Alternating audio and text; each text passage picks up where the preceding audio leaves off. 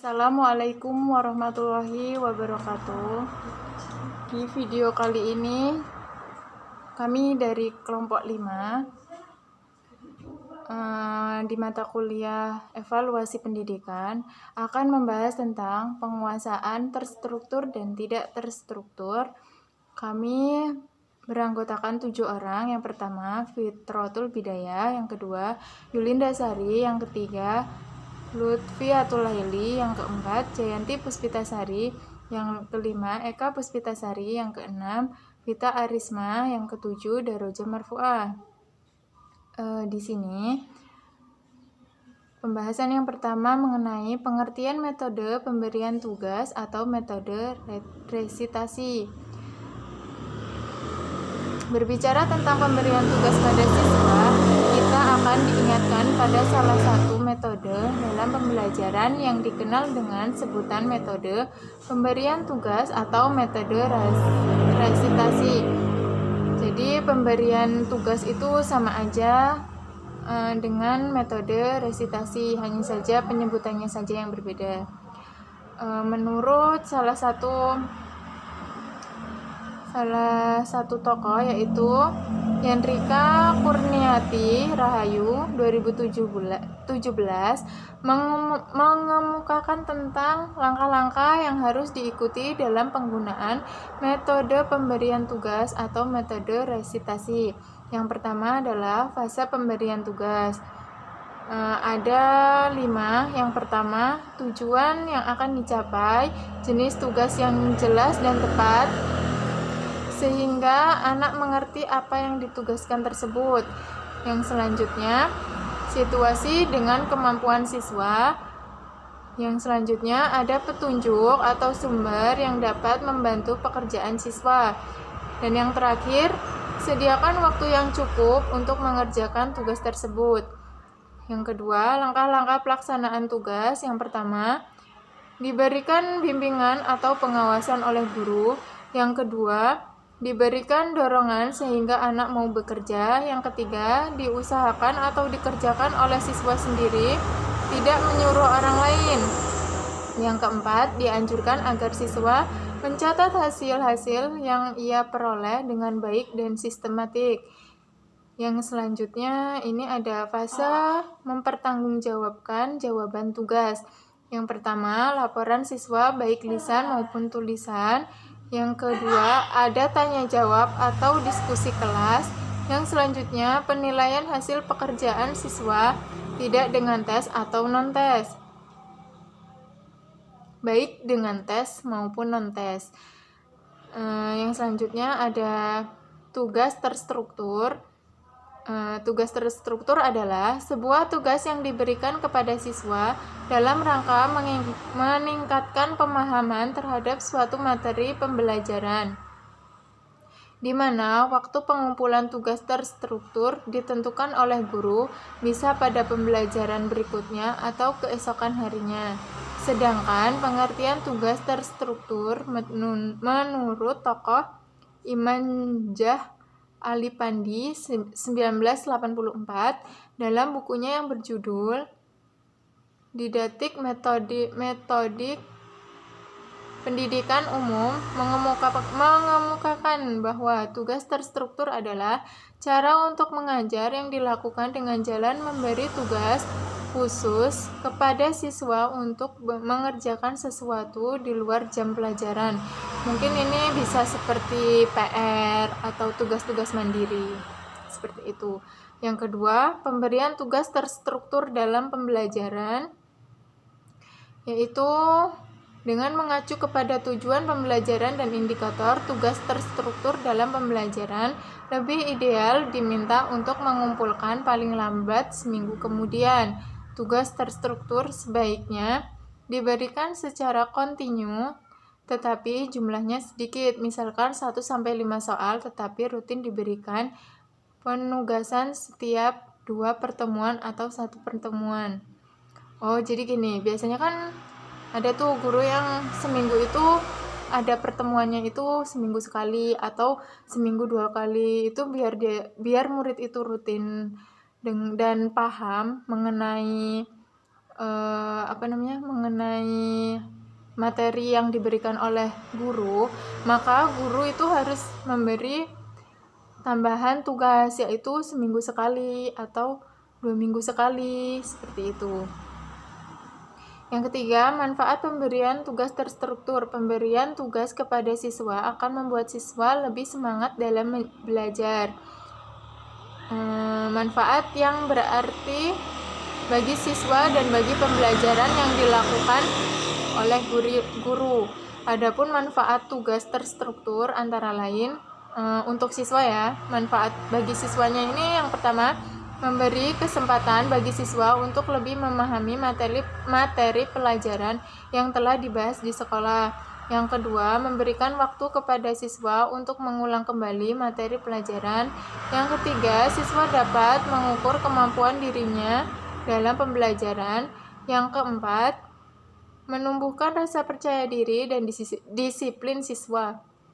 Lalu ada manfaatnya bagi guru, yaitu mengetahui letak kekurangan dan kelebihan guru dalam melaksanakan pembelajaran. Yang kedua, mengukur kemampuan siswa sehingga akan memudahkan guru dalam merencanakan bimbingan kepada siswa yang masih sangat kurang.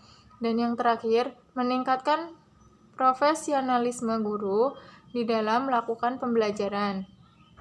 Terus yang selanjutnya itu bagi orang tua di rumah, memberikan kesempatan pada orang tua untuk melihat perkembangan anak. Yang kedua, orang tua bisa ikut berperan serta dalam melaksanakan pembelajaran buah hati mereka. Yang terakhir, jalinan kerjasama antara orang tua dengan guru dan sekolah semakin kuat. Jadi, manfaat untuk tugas terstruktur ini bagi siswa ada, bagi guru ada, bagi orang tua ada, dan ini saling berkaitan. Jika siswa diberikan tugas, maka siswa akan cenderung sering bertanya kepada orang tua atau meminta pertolongan kepada orang tua untuk mengerjakan tugasnya tersebut. Lalu dari situ nanti guru akan melihat sejauh mana siswa ini mengerti dan memahami materi yang telah guru sampaikan, seperti itu. Jadi jika ada siswa yang kurang dalam mata pelajaran ini, maka guru itu tidak sulit untuk memberikan tugas dan guru itu tidak kesulitan untuk mengarahkan bagaimana siswa ini bisa mencapai target-target yang telah ditentukan oleh guru. Yang C, tugas tidak terstruktur. Tugas tidak terstruktur merupakan tugas yang diberikan oleh guru kepada siswa untuk mengukur dan meningkatkan kemampuan siswa dalam memahami suatu materi pembelajaran di mana waktu pengumpulan tugas ditentukan dalam waktu yang lama, bisa sampai 1 bulan atau akhir semester. Terkadang dalam rentang waktu itu, siswa sudah mampu menyelesaikan tugas meskipun belum sampai pada batas waktu yang telah ditentukan. Yang kedua, pemberian tugas tidak terstruktur dalam pembelajaran sedikit berbeda dengan tugas tidak struktur. Dari susunan kata, kita sudah dapat menarik sebuah pengertian dasar bahwa tugas tidak terstruktur itu sedikit berbeda dengan tugas terstruktur. Beda kedua tugas tersebut terletak pada waktu pengumpulan kembali tugas tersebut. Ada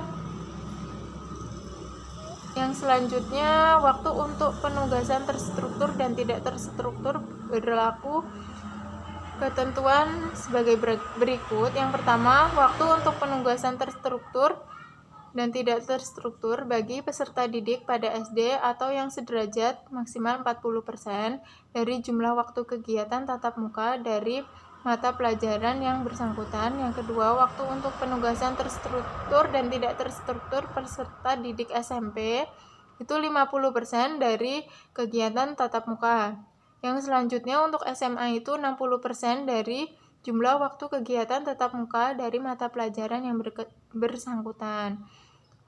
Contoh penugasan terstruktur dan tidak terstruktur itu ada di rencana penugasan terstruktur dan tidak terstruktur SMP negeri. Di sini contohnya di SMP negeri 3 Kuta Selatan tahun pelajaran 2013-2014. Mata pelajarannya PAI untuk SMP kelas 7. Untuk semester ganjil di sini ada nomor, ada standar kompetensi dan kompetensi dasar, terus ada penugasan terstruktur, ada penugasan tidak terstruktur, dan rencana pelaksanaan. Di sini yang standar kompetensi atau kompetensi dasar, di sini ada mata pelajarannya adalah akidah, mengenai meningkatkan keimanan dan hari akhir. Meningkatkan keimanan pada hari akhir. Terus penugasan terstrukturnya adalah diberikan tugas untuk membuat contoh perilaku sehari-hari yang berhubungan dengan sifat seseorang Muslim yang mencerminkan iman kepada hari akhir atau hari kiamat. Terus rencana pelaksanaannya adalah dilaksanakan setelah proses pembelajaran dan dikumpul pada pertemuan berikutnya atau 7 hari setelah proses pembelajaran. Jadi untuk tugas-tugas itu guru telah merencanakan ini tuh tugasnya apa aja, terus dikumpulnya kapan aja. Jadi seperti itu. Jadi bisa terstruktur, jadi bisa terencana dan terlaksana dengan baik. Untuk itu kesimpulan dari makalah ini adalah tugas terstruktur adalah sebuah tugas yang diberikan kepada siswa dalam upaya meningkatkan pemahaman terhadap suatu materi pembelajaran, di mana waktu pengumpulan tugas terstruktur ditentukan oleh guru, bisa pada pembelajaran berikutnya atau keesokan harinya. Terus yang tugas tidak terstruktur yaitu tugas yang tidak diberikan oleh guru kepada siswa untuk mengukur dan meningkatkan kemampuan siswa dalam memahami suatu materi pembelajaran, di mana waktu pengumpulan tugas ditentukan dalam waktu yang lama, bisa sampai 1 bulan atau akhir semester. Bisa dalam rentang waktu itu siswa sudah mampu menyelesaikan tugas meskipun belum sampai pada batas waktu yang telah ditentukan. Jadi demikian penjelasan dari saya dan mewakili kelompok kami. Kurang dan lebihnya kami mohon maaf yang sebesar-besarnya. Kami akhiri. Wassalamualaikum warahmatullahi wabarakatuh.